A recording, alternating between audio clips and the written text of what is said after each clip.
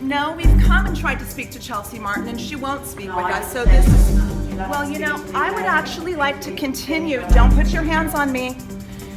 You have a barbaric live export trade that has been going on, as you know, for decades. There are not things for us to buy and sell, exploit and kill, eat and wear. They're feeling unique individuals just like us.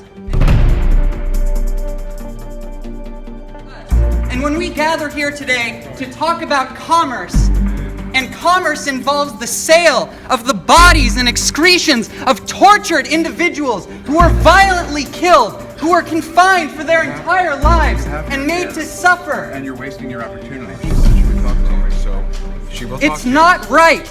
Their voices need to be heard. I understand that this is a disturbance and you don't want to hear this.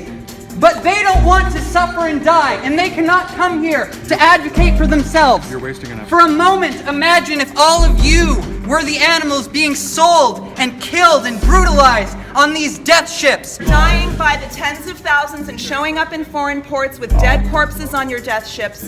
When they reach the Middle East, they are hammered in the head with mallets, electrocuted in the eyes with electric prods, and they are murdered for ritual sacrifice. These atrocities have been documented by the media for decades, and Australia turns a blind eye. Barnaby Joyce is in bed with whomever, the cattle ranchers. Animals are individual sentient beings that do not deserve this barbaric treatment. It's wrong, and their voices need to be heard.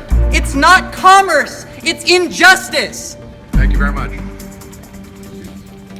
You send millions of animals in death ships to foreign countries in the Middle East and in Asia. Thousands and hundreds and thousands of Australian citizens are against this barbaric trade. Americans are against it. The world is against it. In a moment, the veterinarians in the world are against it.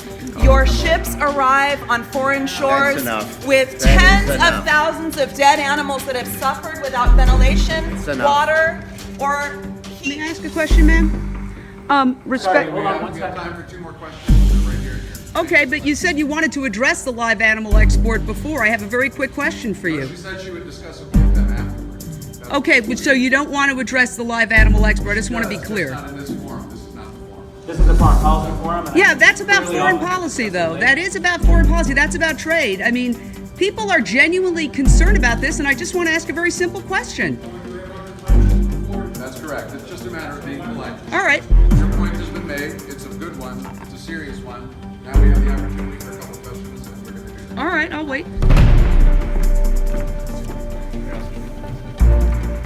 I just want to get an opportunity to have her respond. I did manage to catch up with Julie Bishop, who is Australia's Minister for Foreign Affairs. Would it be possible to get a response, Minister? Thank you so much. I appreciate it. No, I don't. Oh, not on camera? No. Okay. Do you want to have a conversation with me properly? Are you really interested in my response, or are you just doing this as a media stunt? No, I'm interested in your response, but I'd just like to make sure if I record you, then I could quote you correctly. But you don't want to be on camera? Well, I thought we were going to have a conversation. Okay, well, if that's what you want, I'm happy to have a conversation. She asked me to turn the camera off, even though her people did have their cameras out and appeared to be recording what we said. I wanted to have a conversation with her, so I said, absolutely. And I said, people are upset because they don't see the need to send these animals on these ships to be tortured in a foreign land.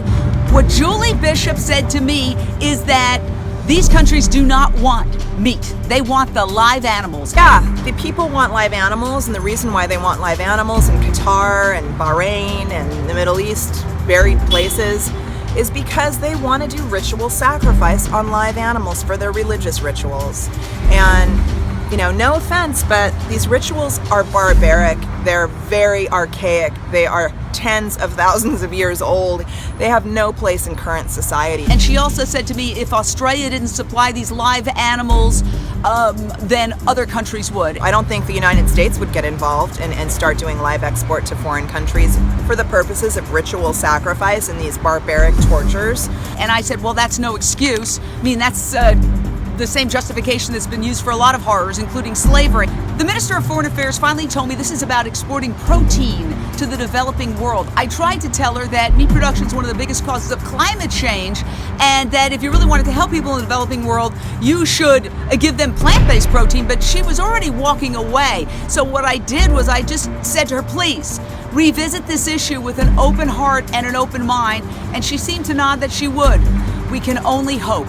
Jane Velez Mitchell for Jane Unchained.